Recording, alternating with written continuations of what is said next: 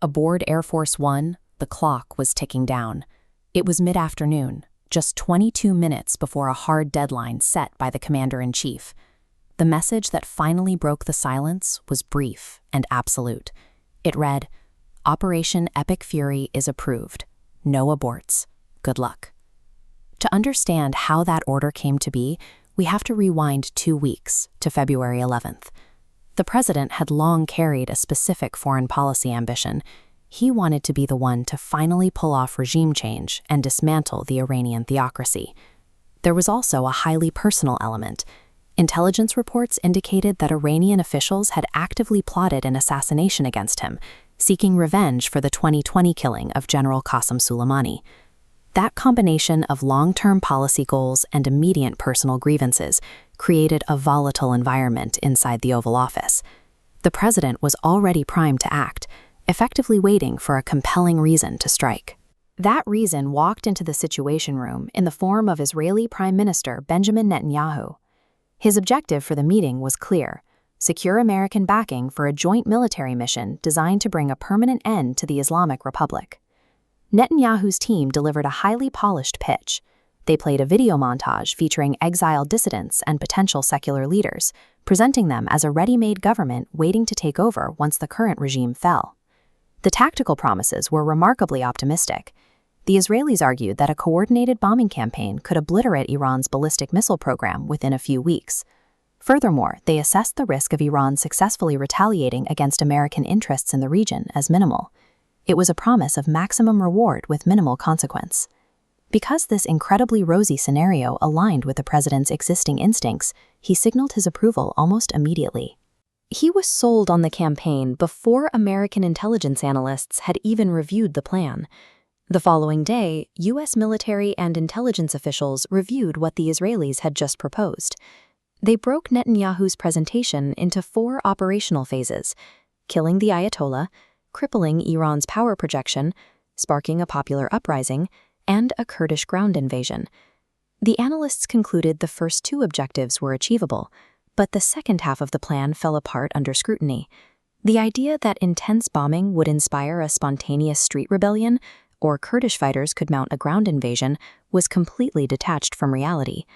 When the president joined the meeting, it fell to CIA Director John Ratcliffe to brief him on these massive holes in the operational logic. Ratcliffe didn't mince words.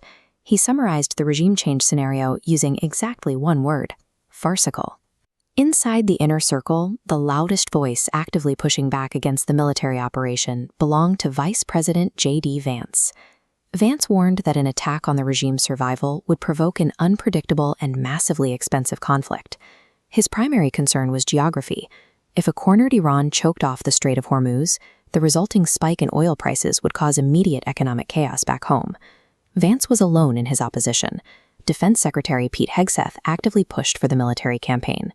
Meanwhile, Chief of Staff Susie Wiles had concerns but deliberately kept them quiet, choosing not to weigh in on military decisions.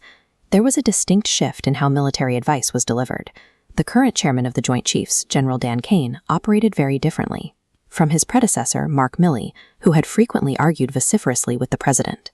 General Kane saw his role strictly as presenting options and highlighting risks, not telling the president what to do. Because he refused to take a firm stand against the war, the president often conflated Kane's tactical compliance with strategic endorsement. The traditional military friction that might slow down a hasty decision was completely gone. In late February, the timeline rapidly accelerated. New intelligence revealed that the Ayatollah would be meeting above ground with other top officials. This presented a rare, fleeting chance to strike the very heart of the Iranian leadership in broad daylight. At exactly the same time, the latest round of diplomatic negotiations in Switzerland collapsed over fuel enrichment demands, eliminating any immediate non-military off-ramps. On February 26th, the final Situation Room meeting convened to weigh the strike. The planning had been kept so tightly guarded to prevent leaks that the Treasury and Energy Secretaries were entirely excluded from the room. The administration was about to risk the largest supply disruption in the history of the global oil market, and the 2 specific cabinet members best equipped to explain the economic fallout were literally locked out of the discussion. When the president asked his advisors for their final input, everyone deferred to his instincts. No one in the room was willing to impede the decision. His confidence was at an all-time high.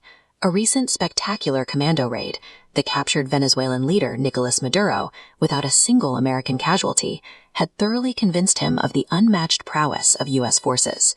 He gave the final authorization based on the belief that American air superiority would guarantee a very quick war, waving away the warnings about second- and third-order consequences. Faced with a choice, the commander-in-chief explicitly adopted the highly optimistic promises of a foreign leader over the detailed, skeptical assessments of his own intelligence apparatus. Operation Epic Fury demonstrated that the internal structures that once challenged presidential action have vanished.